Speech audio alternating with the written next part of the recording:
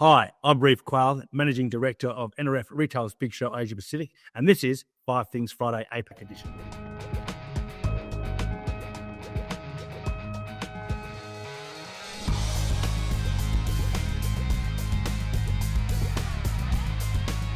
Hello. We're all popping one, aren't we? Yeah, I think there is a 5 Things Friday bot, which all of the co-presenters that we have, they're always popping along with. Anyway, fantastic. Lovely to see you. I haven't seen you for a couple of weeks. I'm still on the road. I haven't stopped being on the road. Where are you? Today I'm coming to you from a hotel in London, but I've been Barcelona, south of France. Hey, well, cricket went well. Just as an aside, the cricket went very well. And the rugby. Yuen, why don't you start us off? Okay. I want to talk about how things are changing to become something so much a part of our lives without us realizing. Things like Singles Day, Black Friday, which didn't exist before, and suddenly now is like the season for it. So when I was in China, I was really surprised to find out that Singles Day is like stretched for 5 weeks. So while 11/11 is still the day, but every other conversation is like, oh, leading up to it, you can already buy this now, they pre-book this, pre-buy this. So that's happening. And then Black Friday, we all know that that used to be just one day, or maybe stretched on the weekend with the following Monday. But now it's like, I think 10 days, 1 month. What's happening? Well, we all know what's happening. It's not doing as well as before, but, and so they're trying to lengthen the time so that they can do better and better and better. But I don't know if that's actually good for consumers. Tell me about Black Friday in Southeast Asia. Does it permeate through all different countries? Is it a thing? How big is it? So in Singapore, it's way bigger than Malaysia, for example, because the understanding of what Black Friday is completely very different. Nobody's selling the idea of what Black Friday is, except that it is an e-commerce day. We all know the story of how Black Friday started back in the States and back in, I think, the days where it is really about, the one day that you look forward to for e-commerce, right? Way before Singles Day. So in Malaysia, when we talk about Black Friday, it is often with, what? But if you just talk about sales day at the end of the month, because, they're salaried then, they will be picking it up very quickly. So it is not at the same speed in every country in Southeast Asia for Black Friday. How is it like in Australia? Australia, that's going to be my point. Australia it's a monster of a day. And in fact, I was saying before we started, Black Friday, like you were talking about, when I was a kid, it didn't exist. Like now it's like shifted the whole retail country. I mean, Australia is a Christian country, so Christmas is a big deal, right? And really, you can't, if you want to run a show in Australia, you can't get a retailer to turn up to a show after September for lower money because they're just getting ready for Black Friday through to the Christmas. But it starts at the start of November. Like, it's crazy. I buy motorbike gear and I am getting deals from the 1st of November. But this period, what's really lovely about Australia is that, apart from myself, of course, is the fact that that this is starting to see some positive economic signs. So we're being told by Australian Retailers Association and some of the analysts, so we're expecting Black Friday to be something in the magnitude of 5% bigger than last year and the biggest in recent history. So we're talking about 6.8 billion Australian or 4.4 billion US from Friday to Monday, so over 4 days. And in terms of Australian dollars, I think the US dollars are probably about 6 million, but I would say probably 5 million. So they're talking about roughly $800 Australian per person for the weekend spent. And people are shopping because of obviously leading into Christmas. They're buying stuff for themselves. They're looking for savings, right? That's the drivers. But this is positive growth for retail in Australia, and it's the beginning of the season. So this weekend is massive, and there's a lot of positive feeling in Australian retail. Now, I posted something on LinkedIn a few weeks back, but it's looking really, really positive.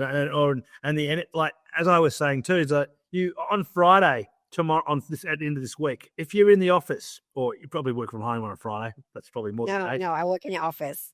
100%. Yeah. Alex is in a hotel in London. He doesn't even know where he is. But the point I'm going to make is that you're having a conversation with someone, and they'll get an email about a special, and they go, "Can I just call you back in 10 minutes? Because it'll be time bound. You have to buy this." And go, and I've been getting emails like this for like 30 days. I'm like losing my mind. I'm like, oh, I can't miss out. So it's like it's crazy. But the positive out of it, all of it, is there's real green shoots, and we think in Australia, particularly from this Friday to Boxing Day, 26th December, it's going to be our best season in living memory, because it's been pretty rugged for a long time, and that's really good from a show organizer's point of view, because if when retailers are making sales and they've got smiles on their faces, they buy tickets to shows like ours, which is good. That's my way. It's true. Yeah. What about Cyber Monday? Is that don't get me thinking? It's just part of the deal. It's basically it's all talked about as one festival. So it's from Friday to Monday. Yeah, it's just we do quite often. People say BFCM. Oh, really? Yeah. Wow. I wouldn't have known what that meant. I mean, if you're like, are you doing BFCM? I'll be like, yeah. What? Okay, cool. So I'll go with, at the conferences that I've been attending, one of the biggest differences that I noticed this year at MAPIC, which is ultimately commercial real estate, people that have got billion-dollar shopping centers or assets in different European countries all come there to talk about. And for the last 5 years, it's been doom and gloom, shrinking assets, poor return on investment. This year, everyone feels that they've turned the corner and retail property is back. And so therefore, one of the drivers of that in Europe, specifically European cities, Berlin, Madrid, London, Paris, is the fact that Asian retailers are making a comeback. And some of those Asian companies, such as Balabaloo, which is children's clothing, and they have, I don't know, over 1,000 stores already in Asia. And Mr. DIY, who are actually Malaysian. I know this one. Yeah. Oh, right. Yeah. And they're doing phenomenally well. And who would think that you would blend retail entertainment and DIY? But that is at the heart of what Mr. DIY does. And so it's a fantastic, I think, glimpse into what could potentially be a multicultural high street with Asian retailers dominating in certain sectors that they've done well at home, and now they're expanding into Europe. So I think that's an interesting trend to watch. Coming back to you, Ewan, for the second one. Yeah, so talking about expansion of a trend, there is a trend that I've not believed in, and I want to say I'm still not believing in it, because I kind of think, setting up the infra just to do it is really too much, and the margin erosion is just going to be, you're not going to make business that way. So I'm talking about quick commerce. So now a lot of people think quick commerce just from the front end side is like, oh, I'm doing this, I'm asking for it, I'm buying it, and then it's going to come to me within an hour. And I think in South Korea or a lot part of the China, this is becoming less and less time. It can be 30 minutes, it can be 15 minutes, it can be as quick as that. And it's become like an everyday infrastructure. So I guess in those countries, in certain very specific cities, I think it worked really well, because I think the way the roads or the way they've got it planned, the way they have got, the sheer size of riders, I think that worked. But in a country like many others, I was really skeptical when they talk about India picking up quick commerce. And today, India's quick commerce is even bigger and better ahead than the traditional commerce, e-commerce. So it's like, what? I'm baffled, but I'm still going to stand strong. No quick commerce in Malaysia. I tell you, and we spoke at NRF APAC. We did about this. We had BigBasket from India, so they're a grocer. Speak and Ashutosh he's on the advisory board. He's a lovely man, and he's sort of ahead of sort of last mile. So he's the guy who's implementing it like it's insane. And he talks about the market dynamics. But you said to me, don't tell anyone about this. We don't need to have anyone. No, if you ask the customer is going to say, yeah, I want it. But really, we can't deliver it. That's the point. And Ashutosh's point was too, he in his app for BigBasket, they put delivery times against items. And if they put a delivery time which is faster than something else, people will likely to buy the faster ones, irrespective if it was 7 minutes or 13 minutes. Yeah, you don't need it. Maybe you don't. Yeah. Yeah. Who needs something? Who needs an apple in 7 minutes? Maybe you do. Maybe you've got a teacher you need to give a present to. But the point I'm trying to make is like people were making decision diets. This is 7 minutes and this is 9 minutes. I'll buy the 7 minute one because it'd be different types of bananas or something. It's like crazy. Anyway, so who knows what's inside the consumer's head? Okay, moving on to you, Ryf, for the final one. Right. So to finish off, we are going to talk about my favorite retailer in Asia. I have a bit of a penchant for this retailer. They're Japanese. I'm going to share my screen. How do I do this? I'm going to add to stage. Here we go. Look at that. So this is Don Don Donki. This is Pan Pacific International Holdings. They're the fourth. They have a whole. These guys they're a retail conglomerate in Japan. They're the fourth biggest in Japan. They've got outfits in Europe. They've got all sorts of different things, but this is their sort of popular culture / grocer / all sorts of things. So Yeah. There's 2 sites in Singapore. They're all over Asia Pacific, and it's a juggernaut in Asia Pacific, particularly Southeast Asia. I mean, you've got it in Malaysia, and you just can't walk into these stores and not buy something. It's just epic. Is picture? This picture is the one in Australia. Is that right? No, we don't have them in Australia. Not yet. No. Wow. I might ring them and say, look, you need to come to Australia. I'll take you in because this place is awesome.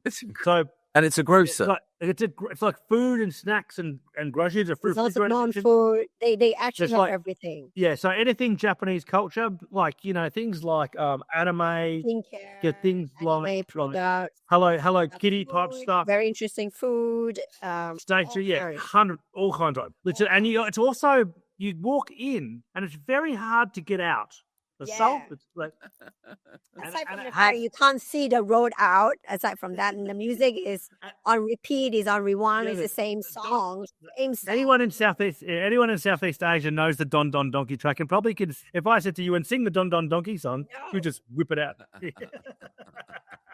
But what Pan Pacific Holdings is doing, I want to talk about the store because the concept's awesome. It's a real tourist destination driver. So it's a destination retail. So in Singapore, for example, there's only 2 sites, one in Suntec and one in Orchard Road. But in Japan, the Japanese yen has been the weakest it's been since the 1970s. It's really struggling. And so there's been obviously massive growth in retail tourism. And to meet that demand, PPIH, Don Don Donki's owners, have announced they're launching destination retail for tourists in Japan. So in Osaka, in Tokyo there, and a bunch of other bigger cities. There's 8 new stores, 300 square meters to 1,000 square meters. They're not small stores, right? Big. To capitalize on people who are coming to Japan and wanting a retail tourism experience. And this is what would you say, Ewan? It's the epitome of Japanese retail in terms of the way it looks and feels. Yeah. And the way they buy, the way tourists buy is not the same like how a normal customer will buy. Yeah. It's not about buying and putting in a basket. It's about buying and putting it into a luggage.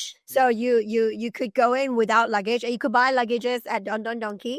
And you leave with maybe say 3 luggages of all kinds. That's crazy, you know? Yeah. This looks like, for me, an extension like Miniso, who again is another Asian retailer. Phenomenally well. But the interesting thing about Donki is how it's being run, and also how every store is so empowered to just sort of do their kind of marketing, do their kind of decoration, do their It's very non-Japanese in terms of command and control. Like Japan is very much top-down structure, whereas Don Donki is completely counter to that. So I reckon for most Japanese retailers, this would blow their mind in terms of the way they manage. As Yuen said, the stores are totally empowered to do their own thing. The store managers put the sale prices up. They make the decisions of how their store runs. And that's very un-Japanese too, which makes it unique. Oh, fantastic. Well, that's brilliant. Well, listen, we've hit our time. Thank you so much for giving up your time and sharing what's top of mind for you. And I look forward to seeing you next week. Thank you very much. Absolutely. See you again.